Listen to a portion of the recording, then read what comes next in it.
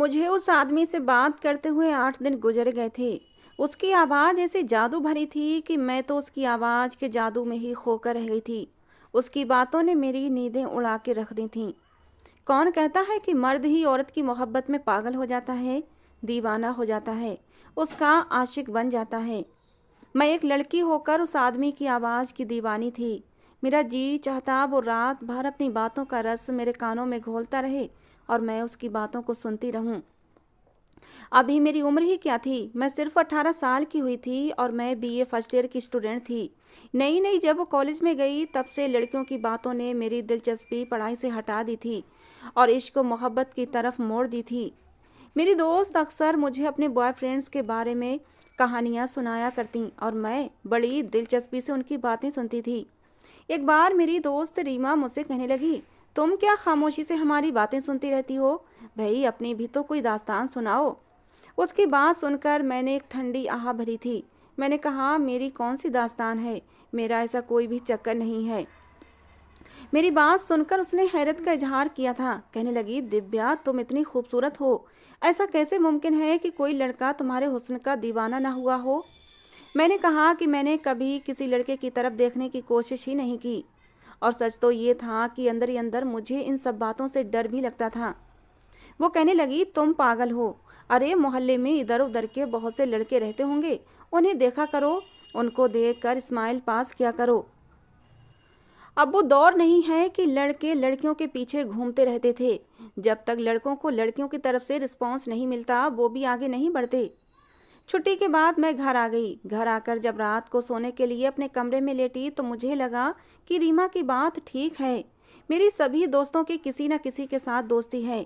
किसी का अपने मोहल्ले के लड़के से ही अफेयर चल रहा है तो कोई कॉलेज के लड़के से ही दोस्ती गांठे बैठा है। इतनी खूबसूरत होने के बावजूद भी मेरा कोई बॉयफ्रेंड ही नहीं है। आखिर दोस्ती करने में हर्ज ही क्या है, बस एक दोस्ती ही तो करनी है। मेरे मम्मी पापा दोनों ही जॉब करते थे। मैं उम्र के जिस हिस्से में थी मुझे अपनी माँ के ध्यान की सख्त ज़रूरत थी ताकि वो मुझे अच्छा और बुरा सिखा सकें। लेकिन मेरे माँ बाप के पास तो उनके लिए समय ही नहीं था। मेरे मम्मी पापा दोनों ही ऑफिस में जॉब करते थे और शाम को जब वो घर आते तो आते ही मेरी माँ किचन के कामों में बिजी हो जाती और पापा भी अपनी फाइल्स लेकर बैठ जाते और ऑफिस के कामों में बिजी हो जाते। पूरा दिन मुझे बस यही इंतज़ार रहता कि कब मेरे माँ बाप घर आएंगे तो मैं उनसे बातें करूँगी, लेकिन ये मौका मुझे नहीं मिलता था। 10वीं क्लास तक तो मेरी दिलचस्पी सिर्फ अपनी कोर्स की किताबों में ही थी, लेकिन कॉलेज में आकर मैं रोमांटिक नॉवल पढ़ने लगी थी। अपने दोस्तों से मैं रोमांटिक कहानियाँ किस्सों की किताबें लेकर आती, लेकिन जब मैं उनको पढ़ती थी तो हीरो हीरोइन के बोल्ड से सीन पढ़कर और रोमांटिक लाइंस पढ़कर मेरे दिल में भी अजीब से जज्बात उभरने लगे थे। कई बार तो हीरो हीरोइन के ऐसे ऐसे सीन कहानियों में लिखे होते जिन्हें पढ़कर मेरे पसीने छूट जाते थे और मैं ख्यालों की दुनिया में चली जाती कि ये सब कुछ मेरे साथ भी होता। एक बार मेरे मोबाइल पर एक अननोन नंबर से कॉल आई। रात का 1 बज रहा था। मैंने फ़ोन उठाया तो कोई मर्दाना आवाज़ थी। आवाज़ क्या थी, कोई जादू सा था। उस आदमी की आवाज़, उसकी बात करने का अंदाज ऐसा था कि मैं चाह कर भी फ़ोन बंद ना कर सकी थी। वो मुझे किसी के बारे में पूछ रहा था। कह रहा था, क्या ये मेरे दोस्त राजेश का नंबर है? मैंने कहा, जी नहीं। फिर वो कहने लगा, फिर किसका नंबर है? वैसे तो मुझे उसके सवाल पर फ़ोन बंद कर देना चाहिए था ये कहकर कि ये रॉन्ग नंबर है, लेकिन मैंने झट से अपना नाम बता दिया। मैंने कहा, ये दिव्या का नंबर है और मैं दिव्या ही बात कर रही हूँ। मेरी ये बात सुनकर वो इंसान कहने लगा, हंसने लगा और बोला, आपकी आवाज़ बहुत अच्छी है, मुझसे दोस्ती करेंगी? ये सुनकर तो मेरे दिल की रफ्तार बेलगाम घोड़े की तरह भागी थी। ना मैंने उसे कोई जवाब दिया, ना ही मेरा दिल चाहा कि मैं फ़ोन बंद कर दूं। मुझे अपनी दोस्त रीमा की बात याद आने लगी कि अगर ऐसा मौका मिले तो हाथ से जाने मत देना। अरे यही तो दिन होते हैं एंजॉय करने के। उसके बाद तो मुझे अपनी पढ़ी हुई कहानी का एक सीन भी याद आने लगा जहाँ हीरो हीरोइन की मोहब्बत की दास्तान एक फ़ोन कॉन्टैक्ट से होती है। मैंने कहा, मैं आपको जानती तो नहीं, तो दोस्ती क्यों करूं? मैंने जानबूझकर बात आगे बढ़ाई थी। वो कहने लगा, इसीलिए तो कह रहा हूँ कि दोस्ती कर लें। दोस्ती करेंगी तभी तो जान पहचान बढ़ेगी। मैंने कुछ अदाएं और नखरा दिखाने के बाद उससे दोस्ती की हामी भर ली। मैं बेहद खुश थी। मुझे तो यूं लग रहा था जैसे कि मैंने पूरी दुनिया को अपनी मुट्ठी में कर लिया हो। खैर, गलत रास्ते पर चलने में मज़ा बहुत आता है और ये रास्ता बहुत आसान भी लगता है। मेरे साथ भी ऐसा ही हो रहा था।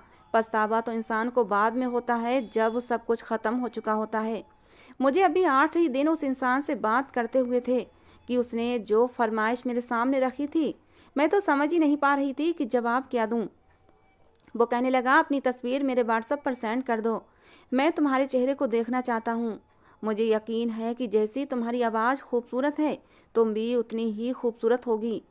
ये सुनकर मैं सोच में पड़ गई थी कि मैं क्या करूँ क्या ना करूँ। मैंने सोचा कि मुझे अपनी दोस्त रीमा से पूछना चाहिए और फिर अगले दिन कॉलेज जाते ही मैंने रीमा को अपना हमराज बना लिया। मेरी बात सुनकर पहले तो वो एकदम से चौंकी और फिर खुश हो गई। कहने लगी, तुमने तो बड़ा ही अक्लमंदी का काम किया है। अरे यही तो दिन होते हैं हवाओं में उड़ने के, मौज मस्ती करने के। उसके बाद तो बस ज़िंदगी की जिम्मेदारियों में बंध जाते हैं। फिर उसने कहा कि तुम घबराओ मत और अपनी तस्वीर उसे भेज दो। मैंने कहा, लेकिन मुझे यही डर है कि किसी अजनबी को अपनी तस्वीर भेजना कहीं कुछ गलत ना हो जाए। मैं समझ नहीं पा रही थी कि मैं क्या करूं क्या ना करूं। मेरी माँ से मेरा कोई दोस्ताना माहौल न था कि मैं अपने दिल की बात उनसे कह पाती। वो तो मेरी कोई भी बात ध्यान से सुनती ही ना थी और उनके पास इतना टाइम ही नहीं होता था कि कभी मेरे पास बैठ जाती। वो आज तक कभी मेरे पास नहीं बैठी थीं। जब भी मैं उनसे बात करने के लिए उनके पास बैठी तो वो अपने पर्स से ढेर सारे पैसे निकाल कर मेरे हाथ पर रख देती और कहती कि ज़रूरत हो तो और बता देना, अपनी पढ़ाई पर ध्यान दो। और उसके बाद वो अपने कमरे में चली जाती। मेरे पापा भी बस खाने के बीच ही मुझसे कुछ देर बात करते थे। वो भी ये कि तुम्हारी पढ़ाई कैसी जा रही है, सब ठीक तो है ना, पैसों की ज़रूरत हो तो मुझे बताना। कभी कभी मैं सोचती थी कि शायद मेरे माँ बाप का मुझसे बस यही रिश्ता है कि मुझे मेरी हर ज़रूरत की चीज़ दे देते हैं, लेकिन उनके पास मुझे देने के लिए समय नहीं था। मुझे अच्छा बुरा बताने के लिए समय न था। मैंने अपनी दोस्त की बात मान ली और अपनी एक तस्वीर खींचकर उस आदमी के नंबर पर व्हाट्सएप कर दी। कुछ देर बाद ही मेरी उस तस्वीर पर दिल का इमोजी आ गया था। उसके बाद वो कहने लगा, देखा, मुझे मालूम था तुम बेहद हसीन हो। मैंने भी उससे कहा कि मुझे तुम्हारी तस्वीर देखनी है। वो कहने लगा, तुम्हें मैं अपनी तस्वीर नहीं दिखाऊंगा, मैं तो तुम्हारे सामने आकर खुद को तुम्हें दिखाऊंगा कि मैं कैसा हूँ। अब अक्सर वो मुझे मेरी तस्वीर मांगता और मैं उसे दे देती, लेकिन एक बार मुझसे कहने लगा, अगर तुम काले रंग की मैक्सी पहनो तो और भी ज़्यादा हसीन लगोगी। कभी कहता कि लाल रंग तुम पर बहुत अच्छा लगेगा। ये सुनकर मैं शर्मा जाती। अब उसकी बातें मेरा चैन चुराने लगी थीं। उसकी मोहब्बत में मैं धीरे धीरे गिरफ्तार हो चुकी थी। ऐसा लगता कि उसके बगैर मैं जी ही नहीं पाऊंगी। उसकी बातें मेरा दिल धड़काने लगी थीं। और फिर कुछ महीनों बाद ही मेरे बीए फर्स्ट ईयर के पेपर हो गए थे और अब मैं सेकेंड ईयर में आ गई थी। मेरी उम्र भी अब 19 साल की हो गई थी। जब मैंने उसको बताया कि मैं 19 साल की हो गई हूँ तो वो कहने लगा, मुझे अपने घर का पता बताओ, मैं तुम्हें बहुत कीमती एक तोहफा भेजूंगा।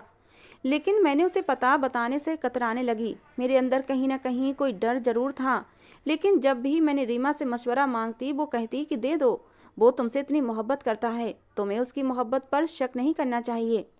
मैंने उस आदमी को अपना पता दे दिया, लेकिन मैंने कहा कि देखो, मुझे दिन के समय ही कोई गिफ्ट भेजना, क्योंकि शाम में मेरे माँ बाप आ जाते हैं।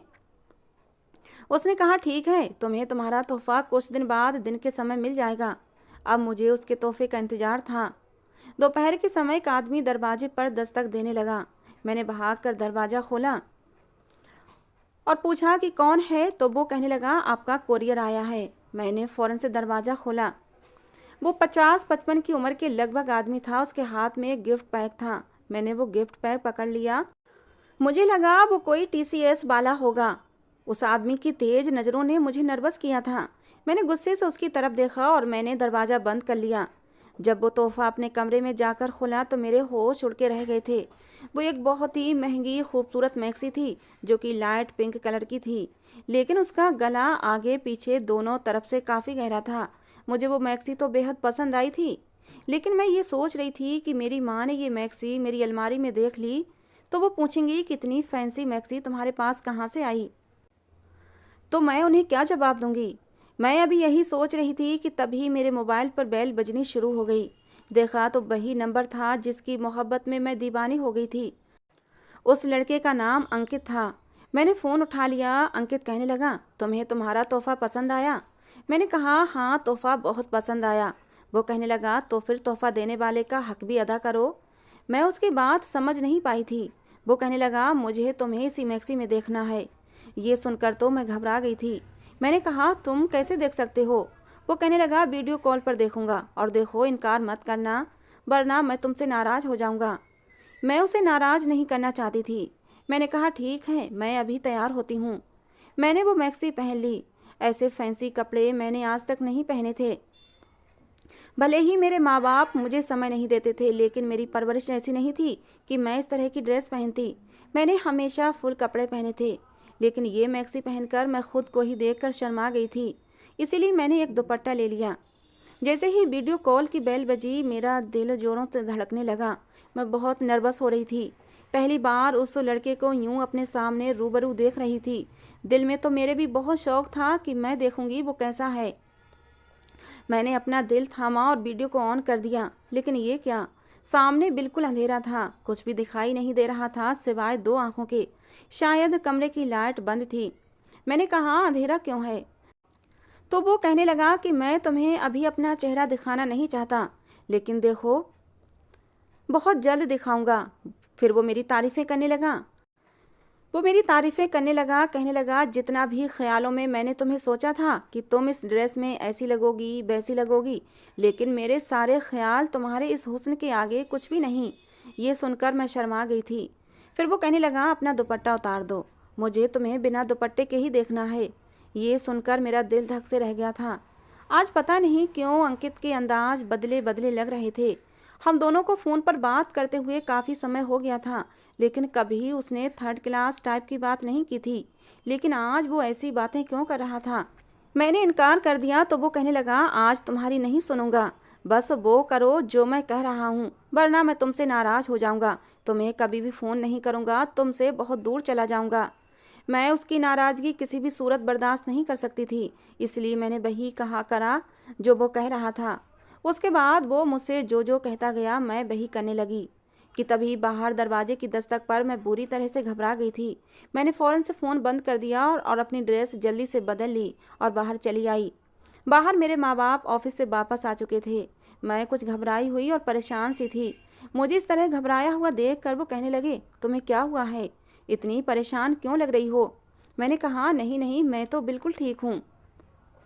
उसी दिन शाम को मेरी माँ ने मुझे कहा कि हमें किसी के घर पार्टी पर चलना है, तैयार हो जाना। काफ़ी शानदार पार्टी थी, जहाँ मैं अपने माँ बाप के साथ शायद पहली बार गई थी, वरना वो लोग कहीं भी जाते तो अकेले ही जाते थे, कभी भी मुझे अपने साथ लेकर नहीं गए थे। लेकिन अगले दिन मेरे माँ बाप ने जो बात मुझसे कही, मैं तो हक्का बक्का उन्हें देखती रह गई। वो कहने लगे कि उस पार्टी पर मौजूद तुम्हारे पापा के दोस्त ने तुम्हें अपने बेटे के लिए पसंद कर लिया है, और उनके बेटे को भी तुम बहुत पसंद आई हो, और उन्होंने कहा है कि हम बहुत जल्दी ही तुम्हारी मंगनी उसके साथ कर देंगे। ये सुनना था कि मैं रोने लगी। मैंने कहा, मुझे शादी नहीं करनी। मेरी माँ कहने लगी, क्यों नहीं करनी? देखो, हम तुम्हारी शादी अभी नहीं करेंगे जब तक कि तुम्हारी पढ़ाई पूरी नहीं हो जाती, लेकिन रिश्ता तुम्हारा यही होगा जहाँ हम चाहते हैं। वो लोग बहुत अच्छे हैं, बहुत अमीर हैं, तुम एक अच्छी ज़िंदगी गुजारोगी। लेकिन बात शायद मेरे हाथ से निकल चुकी थी। मैं तो उस आदमी की मोहब्बत में पागल हो चुकी थी। मैंने कहा, मैं किसी और को पसंद करती हूँ और उसी से शादी करूँगी। ये सुनकर तो मेरे पापा आपे से बाहर हो गए थे और मुझे थप्पड़ मार दिया। मेरी माँ से कहने लगे, हम इसके लिए दिन रात मेहनत करते हैं और ये न जाने मोहल्ले के किन आवारा लड़कों से इश्क करती फिर रही है। मेरी माँ भी मुझे बुरा भला कहने लगी, लेकिन मैं रोते हुए बार बार यही कहती रही कि मुझे उसके अलावा किसी से भी शादी नहीं करनी। मेरी माँ मुझे बाजू से पकड़कर मेरे कमरे में ले गई और मुझे कमरे में बंद कर दिया और कमरा बाहर से लॉक कर दिया। जैसे ही रात को अंकित का फ़ोन आया, मैंने सारी बात उसे बता दी। ये सुनकर अंकित कहने लगा, मैं तुमसे शादी करना चाहता हूँ।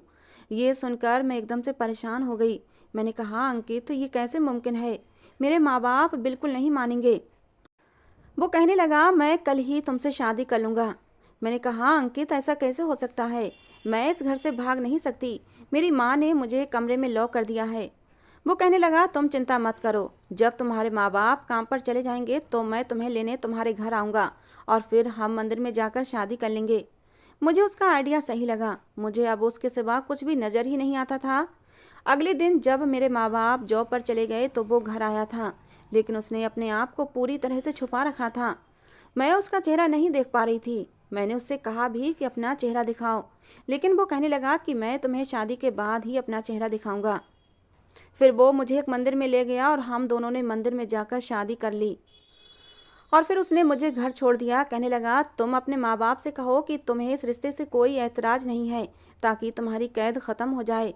तुम्हारे माँ बाप को तुम पर विश्वास आ जाए कि तुम उसके बताए हुए रिश्ते पर राजी हो। मैंने ऐसा ही किया जैसा अंकित ने कहा था।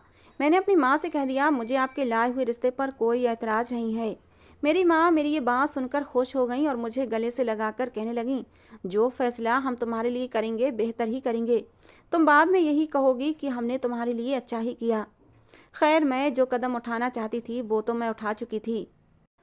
कुछ ही दिन में मेरे पापा के दोस्त और उनकी पत्नी आकर मुझे अपने बेटे के नाम की अंगूठी पहनाकर चले गए थे। मेरे माँ बाप मेरी तरफ से अब दोबारा से बेफिक्र हो गए थे। एक दिन वो ऑफिस गए थे कि उनके पीछे से एक टीसीएस वाला आ गया। मैं जानती थी उस टीसीएस के पैकेट में मेरी शादी के पेपर हैं, जिन पर मुझे साइन करके उस आदमी को वापस करना है, क्योंकि मेरी अंकित से पहले ही बात हो चुकी थी। मैंने उन पेपरों पर साइन कर दिए। वो कहने लगा, आपको अपना पहचान पत्र का नंबर भी बताना पड़ेगा। मैंने उसे अपना नंबर भी दे दिया। एक दिन पहले ही मेरा कार्ड बनकर मुझे मिला था। मैं अपना कार्ड देख देख कर उसे अपना नंबर बता रही थी। फिर वो कहने लगा, मुझे इसकी तस्वीर चाहिए होगी। उसने अपने मोबाइल से मेरे कार्ड की तस्वीर भी खींच ली और फिर वो चला गया। सारे मामले तय हो चुके थे। अब मैं बहुत ही सुकून से थी कि अंकित मेरा हो चुका है। लेकिन कुछ दिन बाद ही मुझ पर कयामत टूट पड़ी थी। जब रात के समय हम सब बैठे खाना खा रहे थे कि तभी दरवाजे पर दस्तक हुई थी। मेरे पापा ने दरवाज़ा खोला तो एक 50 साला आदमी सामने खड़ा था। कहने लगा, मेरी पत्नी को मेरे हवाले कर दो। ये सुनकर मेरे पापा उससे बहस करने लगे। शोर सुनकर मैं और मेरी माँ भी बाहर आ गए थे। मैंने पहले उस आदमी को नहीं देखा था, या शायद देखा था। मेरे दिमाग में एकदम झमाका सा हुआ था। ये तो वही बुढ़ा था जो मेरे लिए गिफ्ट लाया था। वो कहने लगा, मेरी आपकी बेटी से शादी हुई है। उसकी आवाज़ सुनकर तो मैं सांस लेना ही भूल गई थी। ये तो अंकित की आवाज़ थी। तो क्या अंकित एक 50 साला आदमी था? इस सोच ने ही मुझे चकराने पर मजबूर कर दिया था।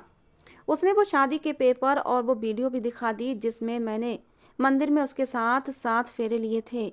जब मैं उसके पीछे फेरे ले रही थी तब उसने अपने चेहरे से मास्क हटा दिया था, और जब वो मेरे पीछे था तब भी उसने अपने चेहरे से मास्क हटाया हुआ था। यानी कि ये सब उसकी चाल थी। वो सिर्फ मेरे सामने ही अपने आप को छुपा कर रखता था। मेरे माँ बाप तो हक्का बक्का रह गए थे और मैं पत्थर की मूरत बनी उनकी शक्लें देख रही थी। मेरे साथ बहुत बड़ा धोखा हुआ था, लेकिन ये सब मैंने अपनी ही बेवकूफ़ी में किया था, और मैं इस सब से इनकार भी नहीं कर सकती थी। मेरे माँ बाप गुस्से से कहने लगे, दफ़ा हो जाओ इस आदमी के साथ और दोबारा कभी अपनी शक्ल भी मत दिखाना। तुमने अपनी ज़िंदगी खुद नर्क बनाई है, तो जाओ जलो इस नर्क की आग में। मैं किसी बेजान शरीर की तरह उस आदमी के साथ अपने घर की दहलीज से बाहर निकल आई थी। बाहर एक गाड़ी खड़ी थी। उसकी फ्रंट सीट पर उसने मुझे बैठने के लिए कहा। मेरा दिल खून के आंसू रो रहा था। तो ये थी मेरी जुनूनी मोहब्बत, जिसकी खातिर मैंने अपने माँ बाप का दिल दुखाया था। वो आदमी जिसकी खातिर मैंने अपनी हंसती बसती इज्जतदार जिंदगी को ठोकर मार दी थी। मैं तो शायद उसकी बेटी से भी कम उम्र की थी। ये आदमी तो मेरे पापा की उम्र से भी ज़्यादा था। मैं ये भी नहीं जानती थी कि ये आदमी शादीशुदा है या बिना शादीशुदा है। मेरी उसके घर में क्या इज्जत होगी, क्या सम्मान होगा, मुझे कुछ भी तो नहीं पता था। पूरा रास्ता खामोशी से कटा था। गाड़ी उसके घर के सामने खड़ी हुई। मैं उसके साथ ही उसके घर में दाखिल हुई थी। पूरा घर खाली था। वो मुझे कमरे में ले गया। वो मेरी तारीफ़ें कर रहा था। आज उसके मुंह से अपनी तारीफ़ बुरी लग रही थी। मैं चुपचाप बैठी रही। अजीब बात यह थी कि उसने मेरी तारीफ़ तो बहुत की, लेकिन मुझे हाथ भी नहीं लगाया। मुझसे कोई भी संबंध नहीं बनाया था। वो मुझसे दूर ही रहता था। पूरा 1 महीना लगा था, लेकिन मैंने अपने दिल को समझा लिया था कि इस आदमी के सिवा अब मेरा कोई और ठिकाना नहीं है। जैसा भी है मुझे इसी के साथ ज़िंदगी काट लेनी है। लेकिन वो आदमी एक बार भी मेरे करीब नहीं आया था। खैर मैंने मोहब्बत तो उसी से की थी, शादी भी हो चुकी थी, अपना घर भी मैं छोड़ चुकी थी। इसलिए चाहती थी कि मैं भी ऐसे ही शादीशुदा ज़िंदगी गुजारूं जैसे सब लड़कियां शादी के बाद गुजारती हैं। लेकिन वो आदमी मेरे करीब नहीं आता था, बस मोहब्बत भरी बातें ही करता था। और एक बार वो हुआ जिसने मेरे होश उड़ा के रख दिए। 1 महीने से मैंने अंकित के साथ इस घर में रह रही थी, लेकिन आज तक उससे कोई मिलने नहीं आया था। लेकिन एक रात उसका भाई उससे मिलने आ गया। मैं उस समय किचन में थी, खाना बना रही थी। अंकित ने दरवाज़ा खोला तो 24-25 साल का खूबसूरत हैंडसम नौजवान घर में दाखिल हुआ और अंकित के साथ लगकर रोने लगा। कहने लगा, उसने मेरे साथ बेवफाई कर दी भाई। मैंने उसे दिलो जान से चाहा था, उसके घर रिश्ता भी भेजा था, लेकिन उसने ना जाने किससे शादी कर ली। वो किसकी बात कर रहा था। मैं किचन से बाहर आ गई तो अंकित की मेरी तरफ पीठ थी। हाँ, उसका भतीजा उसके गले लगा हुआ था, जो मेरे सामने था। जैसे ही उसकी नज़र मुझ पर पड़ी तो कहने लगा, तुम यहाँ।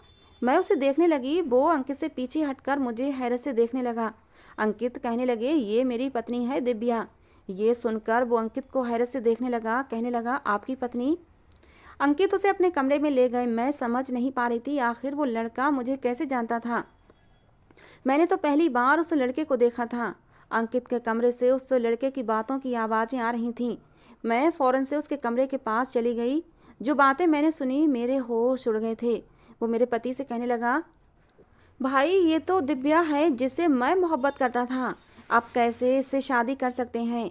मैंने ही तो इससे फ़ोन पर बात की थी, दोस्ती की थी। हम दोनों की मोहब्बत से आप भली भांति परिचित थे। आपने ये क्या कर दिया? मैं तो आपको अपना सगा भाई मानता था, लेकिन आपने सौतेलापन दिखा दिया। ये कहकर वो रोने लगा था। मेरे पति कहने लगे, जब तुमने मेरे हाथ उस लड़की को गिफ्ट देने भेजा था, इसे देखकर ही मैं अपने होश खो बैठा था। इसीलिए मैंने चोरी से तुम्हारे मोबाइल से तुम्हारी सिम निकाल ली और इस लड़की का नंबर मुझे अपने फ़ोन पर सिम लगाते ही मिल गया था। और जब उसी समय मैंने वीडियो कॉल पर इस लड़की का हुस्न देखा तो सोचा कि तुम तो जवान जहान हो, तुम्हें कोई भी लड़की मिल जाएगी। लेकिन मुझे ये लड़की पहली ही नज़र में पसंद आ गई थी और मेरी भी उम्र हो गई है, तो मुझे कोई भी अपनी लड़की नहीं देता। इसलिए तुम्हारा अधूरा इश्क मैंने शुरू कर दिया। मुझे लगा तुम इस लड़की को कुछ ही दिन में भूल जाओगे, लेकिन जब मुझे पता चला कि इस लड़की का बाप तुम्हारे पापा का दोस्त है और तुम्हारा रिश्ता भी इस लड़की से तय हो चुका है, तो मैं परेशान हो गया और इसीलिए मैंने जल्दबाजी में छुपकर इस लड़की से शादी कर ली। लेकिन देखो, मैं नामर्द हूँ, पत्नी के काबिल नहीं हूँ, इसलिए इसकी इच्छा तो पूरी नहीं कर सकता। लेकिन वो मुझे अंकित समझकर मोहब्बत करती है, इसलिए मेरी मोहब्बत के सहारे ज़िंदगी गुजार लेगी। लेकिन तुम वापस चले जाओ और दोबारा यहाँ मत आना, वरना मेरी ज़िंदगी बर्बाद हो जाएगी। मैंने आज तक तुम लोगों की खातिर बहुत बड़ी बड़ी कुर्बानियाँ दी हैं। आज तुमसे अपनी ज़िंदगी की खुशी मांग रहा हूँ, इनकार मत करना। मेरे पति उस लड़के के सामने हाथ जोड़कर रोकर विनती कर रहे थे और मुझे ऐसा लग रहा था जैसे मैं कोई खिलौना थी जिसे दोनों भाइयों ने मिलकर खेला था। मुझे खुद पर अफसोस होने लगा। मेरे बाप ने मेरे लिए अच्छा सोचा था। काश कि मैं ये सब ना करती, या काश मेरे माँ बाप मुझे अच्छे बुरे की तमीज़ सिखाते, तो आज मेरा प्यार मेरे पास होता। मेरे माँ बाप ने मेरे प्यार को ही अनजाने में मेरे लिए चुन लिया था और मैं अंकित को अपनी गलती की वजह से खो बैठी थी। मेरी ज़िंदगी बर्बाद होकर रह गई थी। मेरी उन तमाम लड़कियों से विनती है कि कहानियों को पढ़कर मोहब्बत को ही सब कुछ समझ लेती हैं। कहानियों की ज़िंदगी और सच्चाई की ज़िंदगी में बहुत फ़र्क होता है। भगवान के लिए माँ बाप के दिल को कभी मत दुखाना, वरना पछतावे के सिवा हाथ में कुछ नहीं आएगा। दोस्तों, कहानी का अगर दूसरा भाग आप लोग सुनना चाहते हैं, अगर आपको लगता है कि इस कहानी का दूसरा भाग बनना चाहिए, तो मुझे ज़्यादा से ज़्यादा कमेंट करें। अगर मुझे ज़्यादा से ज़्यादा कमेंट आते हैं तो मैं इस कहानी का दूसरा भाग लेकर आऊँगी। और अगर आपको लगता है कि कहानी की ये एंडिंग एकदम परफेक्ट एंडिंग है, तब भी आप मुझे अपनी राय ज़रूर दें। दोस्तों, कहानी को पूरा सुनने के लिए आप लोगों का बहुत बहुत धन्यवाद। कहानी को जाते जाते एक लाइक और एक कमेंट ज़रूर कर दिया करें, जिससे कि हमें पता लगे कि आपको हमारी कहानियाँ पसंद आती हैं। मिलते हैं दोस्तों अगली किसी नई कहानी के साथ।